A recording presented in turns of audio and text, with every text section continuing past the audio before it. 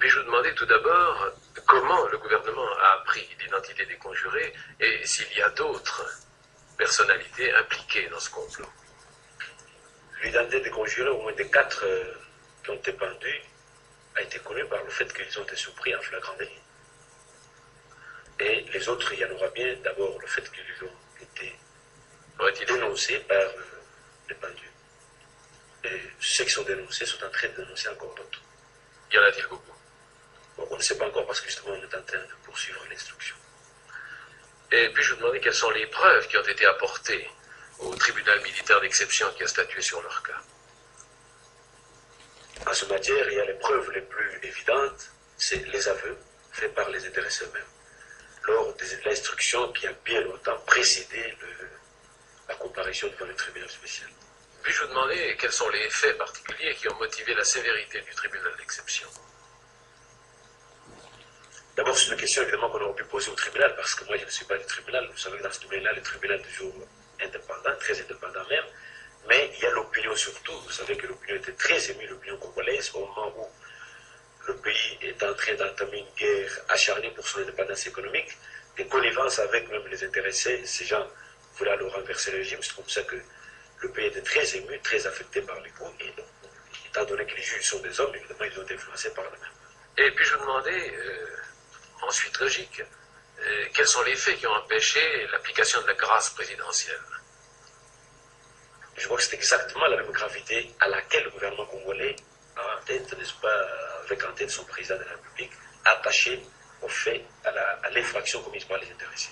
Mais surtout, ce qui est plus grave, c'est la connivence avec les milieux de haute finance étrangères pour renverser les régions. Ces mêmes milieux de haute finance étrangères que nous combattons pour les intérêts supérieurs de la nation. C'est surtout cette complicité, n'est-ce pas, avec les milieux étrangers intéressés à l'économie du pays. Mais cette complicité, vous la supposez ou vous en avez des preuves?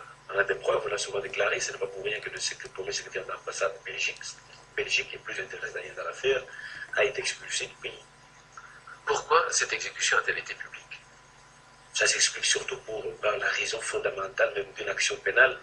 L'action pénale ne doit pas être toujours répressive, mais doit aussi être préventive.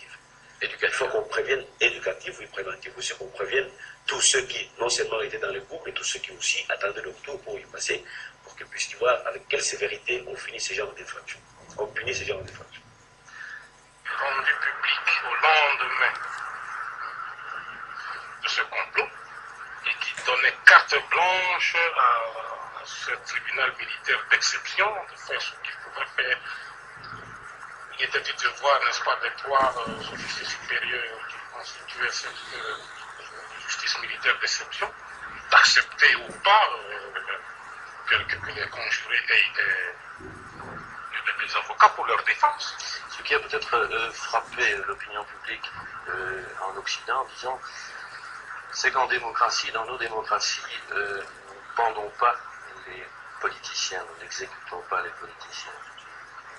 Mais, je vous répète encore ici, mon cher ami, nous ne sommes pas des Européens, nous ne sommes pas des Occidentaux, nous sommes nous autres des Bantous.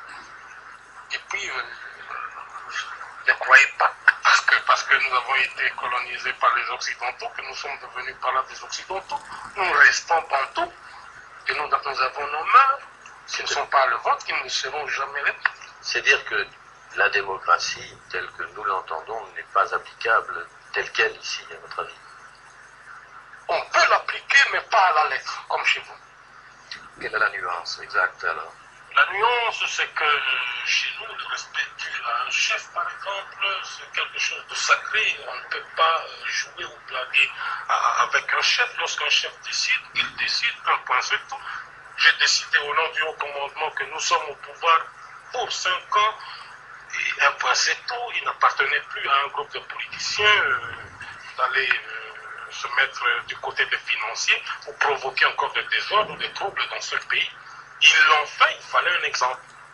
Nous avons joué de faire la